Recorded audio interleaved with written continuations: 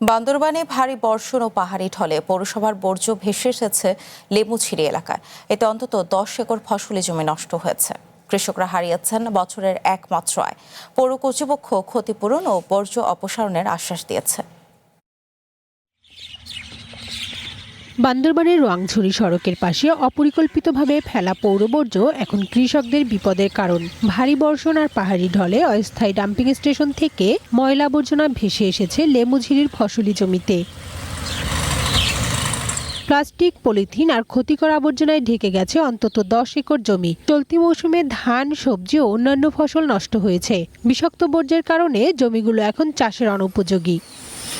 AKS অর্জন করল Guinness world records. AKS। স্থানীয়রা বলছেন, দীর্ঘদিন ধরে স্থায়ী সমাধান চাওয়া হলেও পৌরসভা কোনো কার্যকর উদ্যোগ নেয়নি। বন্যা ও পাহাড় ধসের ক্ষতের পাশাপাশি বর্জ্যের আগ্রাসনেই কৃষকরা দিশেহারা। এই বর্জ্য এখন জনস্বাস্থ্য ও পরিবেশের জন্য মারাত্মক হুমকি। এখানে পৌরসভা ময়লা পালায়, আমাদের জমিনগুলো দেখেন কি অবস্থা, এবং কি জমিনগুলো করতে পারতেছি না। গোসল করতে নদীতে পারি না, ওইটা সব ময়লা চুলকায়, অসুস্থ হয়। তারপর থালা বাসনও ধুতে পারি না, কি করব এখন। বেশির দুর্গন্ধ, এখানে আমি থাকতে পারছি না, মানে ফেরার সমস্যা হয়েছে। এগুলো ক্ষেত করার কথা ছিল, কিন্তু ওই ক্ষেত করতে পারে নাই, জ্বালার উপর কথা ছিল আর কি। সবগুলো নষ্ট হয়েছে, এখানে প্রচুর পরিমাণে গন্ধ হয়।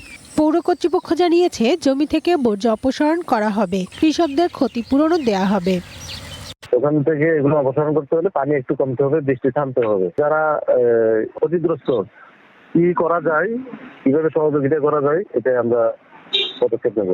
স্থানীয়রা দাবি করছেন, ভবিষ্যতে যেন পৌরসভার বর্জ্য আর কৃষি জমিতে না পড়ে। দ্রুত টেকসই বর্জ্য ব্যবস্থাপনা নিশ্চিত করতে হবে। One national desk.